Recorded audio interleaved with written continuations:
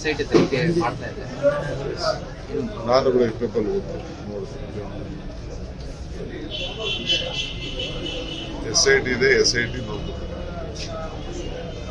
ಅನೇಕ ತನಿಖೆ ಸರ್, ಈಶ್ವರಪ್ಪ ಅವರು ಹೇಳ್ತಾರೆ, ಗುತ್ತಿಗೆದಾರ ಆತ್ಮಹತ್ಯೆ ವಿಚಾರದಲ್ಲಿ ನಾನು ನೆಲ್ಲಿಗೆ ಹೊಣೆ ಹೊತ್ತು ರಾಜೀನಾಮೆ ಕೊಟ್ಟಿದ್ದೆ, ಈಗಲೂ ನಾಗೇಶ್ ಅವರು ರಾಜೀನಾಮೆ ಕೊಡಬೇಕು ಅಂತ ಹೇಳ್ತಾರೆ. ನೋಡೋಣ, ಮುಖ್ಯಮಂತ್ರಿಗಳು ನಾವೆಲ್ಲ ಅದನ್ನು ವಾಸ್ತವಾಂಶ ಏನಂತ ಪರಿಶೀಲನೆ ಮಾಡ್ತಾ ಇದ್ದೀವಿ. ಪರಿಶೀಲನೆ ಆಗಲಿ, ನಾವ್ಯಾರನ್ನು ರಕ್ಷಣೆ ಮಾಡೋಂಥ ಸಂದರ್ಭ ಅಷ್ಟು ನೋಡೋಣ. 6 ವರ್ಷಕ್ಕೂ 6ನೇ ತಾರೀಕು ಒಳಗಡೆ ರಾಜೀನಾಮೆ ಕೊಡಲಿಲ್ಲ ಅಂತ ರಾಜ್ಯಾದ್ಯಂತ ಹೋರಾಟ ಮಾಡ್ತೀನಿ. ಈಗಿದ್ರೆ ಮಾಡಲಿ, ಯಾಕಾದ್ರೆ 6ನೇ ಗಂಟೆ ಆಗಲಿ,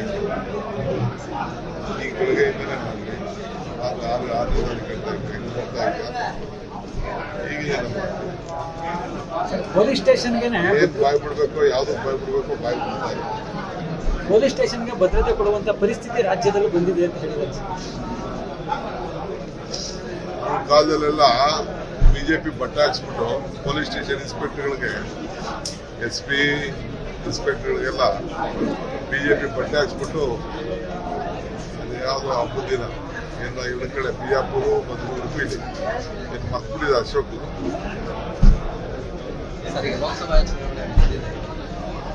ಮಾತ್ರ ನಡೀರಿ ಆಯ್ತು ಸಾಕು. ಗ್ಯಾರಂಟಿ ನ್ಯೂಸ್, ಸುದ್ದಿ ಖಚಿತ, ನ್ಯಾಯ ನಿಶ್ಚಿತ.